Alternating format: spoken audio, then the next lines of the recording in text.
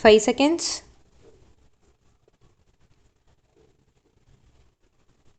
Comments.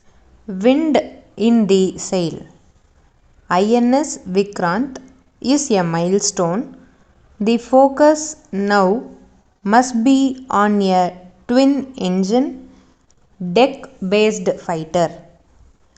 India commissioned its first indigenously designed and built aircraft carrier INS Vikrant on Friday and joined a small group of countries which include the US, the UK, Russia, France and China that have the capability to design and build carriers with a displacement of over 40,000 tons. What India has demonstrated is the capacity to develop a carrier, although it has been operating these ships for over 60 years. It took 17 years from the time the steel was cut and around rupees 20,000 crore to make Vikrant a reality. Developing a viable domestic defense industry has been a priority for Prime Minister Narendra Modi, and the new aircraft carrier is a sign of India's expanding Atmanirbharta or self-reliance in defense. The new vessel has 76% of indigenous content overall, but its critical technology has been imported, pointing to the need for persistence. The carrier in itself is an engineering marvel with an endurance of 7,500 nautical miles. It has around 2,200 compartments for a crew of around 1,600 that include specialized cabins to accommodate women officers and sailors, and a full-fledged specialty medical facility.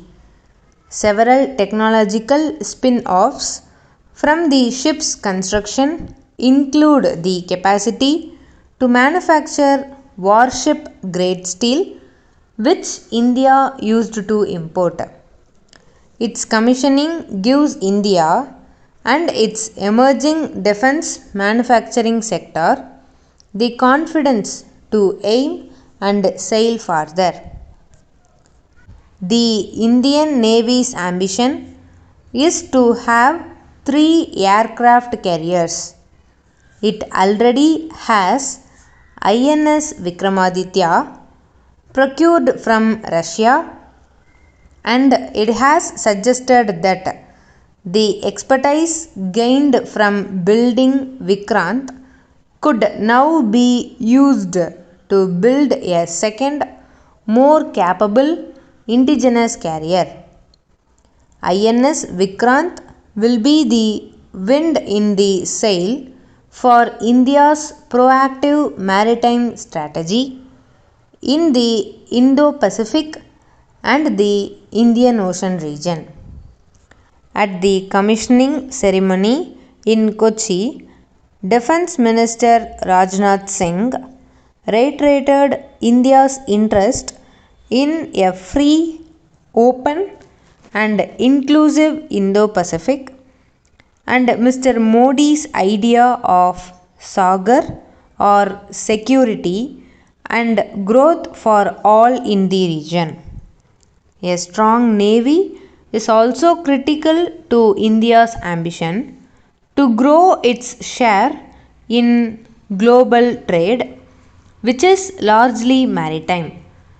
INS Vikrant significantly expands the Indian Navy's footprint in the backdrop of increasing Chinese activity in the region and New Delhi's closer cooperation with the US, while MiG-29K fighter jets will now be integrated into the Fleet Air Arm of Vikrant, the Navy has taken an active interest in procuring either the French Rafale M or the American FA-18 Super Hornet. This would need structural modifications in the ship which would allow operating these more capable aircraft from its deck. Meanwhile, the plans to develop India's own twin-engine deck-based fighter continue to remain a distant dream. The focus and priority now should be in resolving the fighter jet conundrum while also taking a call on the second indigenous aircraft carrier to ensure that the expertise gained is not jettisoned due to strategic myopia.